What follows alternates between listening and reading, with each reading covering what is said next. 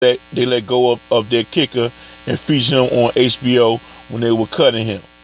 But the white guy that um, that kept his job has been missing kicks left and right in the media, hasn't said one word about it. Talking about Nick Folk of doing Tampa Bay Buccaneers. If he's still on the roster next week, you gotta tell you Dirk Cutter ain't shit. That tell you Dirk Cutter ain't shit. Get back to the chat room. 334 Bama Boy said I had to turn the volume down last night when Romo kept trying to tell Winston how to run a 2-minute offense. When have you ever won anything, Romo? So you can't criticize shit. Come on, Bama Boy. Come on, Bama Boy. Romo is horrible, man. Romo is horrible, man. I mean, he is horrible, man. And I should take up from Romo. He is horrible, man. That ninja said on top of that, Dirk Cutter made the decision to onside kick with 2 minutes left, and Winston still almost won the game for them. Imagine if he would have kicked the ball off and the wingman would have gotten that field goal. Bad coaching is a problem in Tampa Bay. I told you that last night. I couldn't watch no more of the game, man, because of Romo. So I went back into my truck, man. I was gonna turn the radio version on, but I said, man, I listen to my music and I was just singing the score. So I ain't want to hear no more of the game. I ain't want to see no more of the game, man. It just left a bad taste. In my mouth. Dirk Cutter, man, can't trust him, man. You can't trust him. And another thing that's kind of irked me, they talked to Dirk Cutter at the end of the first half last night, right? And this fool gonna say, we trailing because Jameis Winston, he need to do a better job going through his progressions, blah, blah, blah. Dirk Cutter, since I've been watching this cat, every chance he got to put the blame on Winston, he has not hesitated. I don't trust him. And I damn sure don't trust him after he got Fitzpatrick backing Winston up. I damn sure don't trust him. I mean, after he got Fitzpatrick, Dirk Cutter used to play Winston 2 or 3 quarters in every preseason game. He played Winston at least 2 quarters in every preseason game. Don't care if he get hurt. I don't trust the cat, man. Hey, man, we just gotta pray for Jameis Winston, man. We just gotta pray for him. 334 Bama Boy said Nick Foles needed ass beat after last night. That ninja said Nick Foles missed a 56-yarder right before halftime, and then he missed a chip shot when they were trying to get close. That would have enabled them to not need a touchdown at the end, but no criticizing for the colonizer. Yeah, the score was 16-14. The score was 16-14. Dirk Cutter shoots behind, you know what I'm saying? He goes for an onside kick. Tom Brady, all he had to do go from 36 to 28, kicking on a chip shot field goal. You know what I'm saying? Like that ninja said, they need a touchdown to win it. Little small things like that, man. Little small things like that. Just imagine where Tampa Bay would be right now if they had Lovie Smith. Cause I tell you right now, Pep Hamilton will be the defensive coordinator, will be the offensive coordinator. He's somewhere in college. I forgot where he's at. I think he's somewhere in college. I don't know if he was Notre Dame.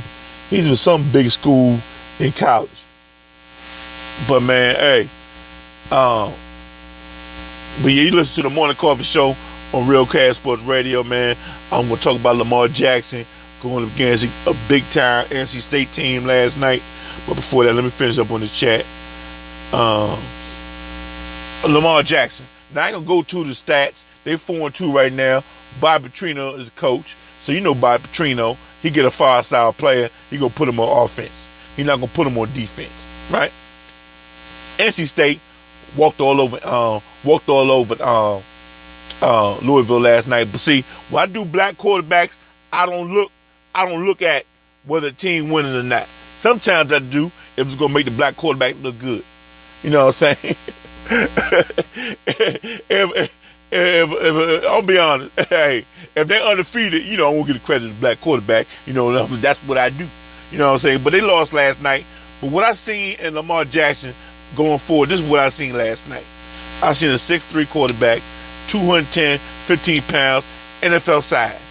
Run a 4.3, you know what I'm saying, on a good day. You know what I'm saying? 4.2 on a great day. 40, right? Can make all the throws. Can read defenses. You know what I'm saying? Accurate if he got Tom Brady time in the pocket. You know what I'm saying? He can make every throw. But of course, when you get hit upside the head, if you run 15 yards and get hit upside the head, you know what I'm saying? You come back to the huddle and the coach call a go route, you know what I'm saying, or a comebacker. You ain't gonna be accurate like you need to be because you just got hit upside the head. You just ran 15 yards. So when you sit in the pocket all day, you know what I'm saying, don't get hit, don't get touched. You know what I'm saying? You can throw 65, 70% of your passes for completion when you're doing 2-3 feet down the field.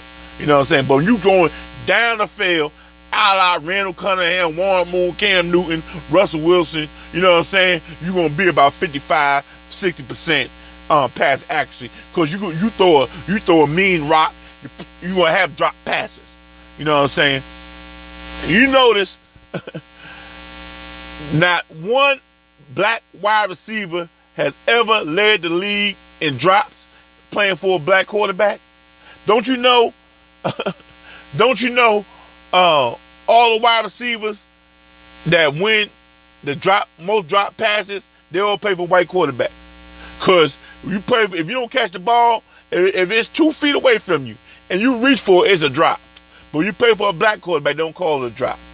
So hey, somebody look up who led the league in drops last year, and I bet you the quarterback they catch the ball from is white. You look at all the darn Pro Bowl linemen, you play for all the Pro Bowl linemen. You will never see a Pro Bowl lineman playing for a quarterback that's struggling. You know what I'm saying? You'll never see a Pro Bowl lineman playing for a quarterback struggling. They need that lineman to look bad to justify the white quarterback not playing well. But that's a little sidebar.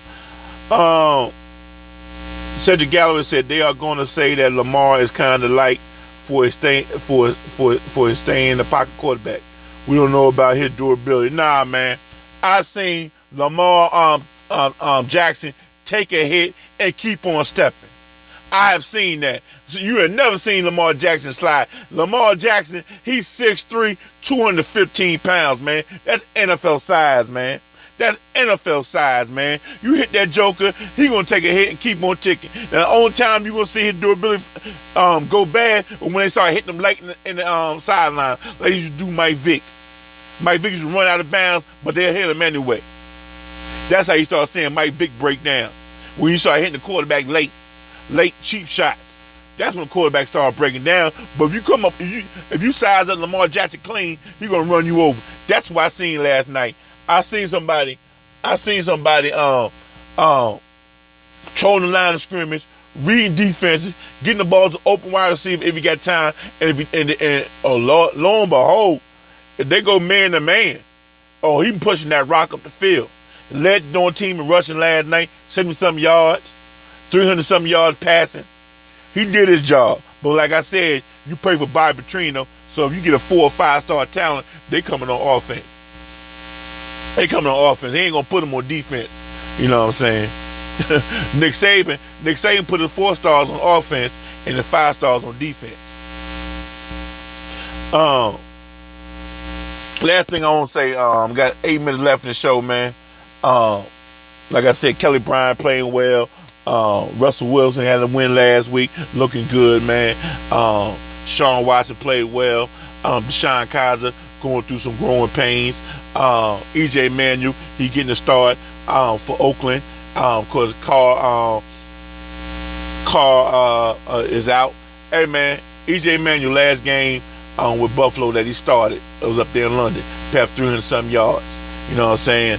Look good. He could read defense. He could hit. I mean, I don't know why I keep saying this, man. All these black quarterbacks can read defenses. All these black quarterbacks are solid if given a chance. You know what I'm saying? EJ Manuel can do everything Derek Carr can do, but guess what? EJ Manuel can push that rock with his legs also. You know what I'm saying? So, hey, Oakland, don't fret. You know what I'm saying? You got a black defensive coordinator. You know what I'm saying? Hey, don't fret. Oakland, y'all in good hands. You know what I'm saying? Y'all in good hands. EJ Manuel gonna push that rock for y'all. Don't even worry about it. Don't even worry about it. But I'm gonna give a Caldwell, man. Hey, man, slam up job Jim Caldwell is doing, man. You know, Matt Stafford used to throw the ball 50, 60 times and they'll lose. Don't go anywhere. But hey, guess what? Matt Stafford had great numbers. Look at Matt Stafford numbers now. Just real so. But the team winning. Wanna know why? Because Jim Caldwell playing fundamental football. You know what I'm saying? He running the rock, controlling the game, controlling every aspect of the game. Offense, defense, special teams. That's why Matt Stafford only have 100 yards passing and the team still win. It wasn't for the Atlanta Falcons cheating during Detroit Lions. Detroit Lions to be undefeated. Tell you right now, man, it's gonna be a big time game. This Sunday, Detroit going against Carolina. The rubber gonna meet the road. Throwing the switch, I was Dirt Cutter. Good one, Ninja. Rubber gonna meet the road. Detroit and doing Detroit and Carolina gonna play. Hey, gonna be a win-win game for me. You know what I'm saying? Cam win. A black quarterback won. Detroit went, black coach won, man. So I'm gonna be watching that game right there with my popcorn, man. 5 minutes left in the show, man. Before I get up out of here, man, I want to thank all y'all for listening, man. But like I said, Jim Caldwell, remember that name, man. He doing a real good job in Detroit. He got to do an extension they didn't want to tell y'all about. He signed an extension over the summer. They didn't want to tell y'all about it because it wouldn't go too well in Detroit, in the Detroit community. Hey, Detroit did the same thing with Wayne Fontes. Wayne Fontes had Detroit competitive, but they ran him out of town. So we're going to see how they do Jim Caldwell. If you don't know Jim Caldwell's resume, look it up. Last time the coach went to the Super Bowl, it wasn't with Tony Dungy, it was Jim Caldwell. You know what I'm saying? Peyton Manning's last great year. You know what I'm saying? I ain't talking about the little bullshit 50 touchdowns he threw with Denver. You know what I'm saying? I ain't talking about that when he was full of HGH. I'm talking about Peyton Manning playing solid football. You know what I'm saying? Hey, Jim Caldwell was his darn coach. Jim Caldwell was quarterback's coach, offensive coordinator, and head coach throughout Peyton Manning's career. And look how he looked. Look how Peyton Manning looked in Indianapolis compared to how he looked in Denver. Joe Flacco's last great year, well, guess what? When doing Jim Caldwell was his offensive coordinator. Don't give him no Jim Bob Cooter. Jim Bob Cooter was on Jim Caldwell's staff everywhere he went. Yeah, Donnie. Tampa Bay lost last night, 19-14. Gary G. Money Jr. Detroit is a black town run by white supremacists like Kid Rock. That ninja said last second throwing dirt cutter kick and onside kick with 2 minutes left, and Maybelline 2 minutes left, and enabling New England to get a field goal. So Jameis had to drive them and drive them down the field with one final throw into the end zone. I think when Tom Brady got after the onside kick, I think when I looked on my little drive chart last night, they had the ball like on 38-yard line and went down to the 26. Bad coaching by Dirk Cutter. He had a chance to go. He had a chance to go for it on 3rd and 1, on 4th and 1, with 10 minutes left in the game when they were down 16-7. But he decided to do a punt. Just bad coaching. But yeah, man, Jim Caldwell. He won the Super Bowl for Baltimore. Baltimore was in the Super Bowl. Guess what? Jim Caldwell was no offensive coordinator, and guess